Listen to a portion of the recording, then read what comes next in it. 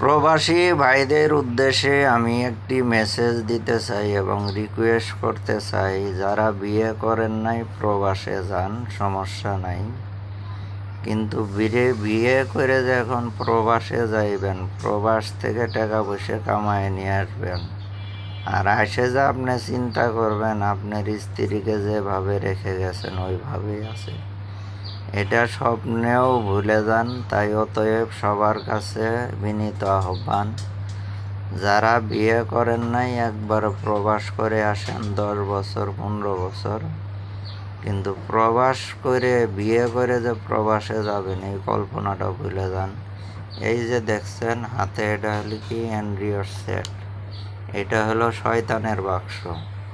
TikTok চলাইতে চলাইতে, Facebook চলাইতে চলাইতে এমন একটা খারাপ ছবি আসবে, এমন একটা চটি গল্প আসবে, তখন দেখে তার এটা দেখার জন্য মন আনচান করবে।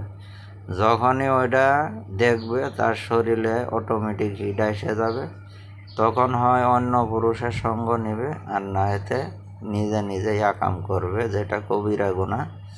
তাই অতএব সবাইকে ধন্যবাদ। বিয়ে করে বউ রেখে কেউ প্রবাসে যাবেন না। প্রয়োজনে দেশে গার্মেন্টসে চাকরি করে খান, রিক্সা চলাইয়া খান, ফুটপাতে ব্যবসা করে খান, তাও বউ রেখে কেউ প্রবাসে বিদেশ যাবেন না।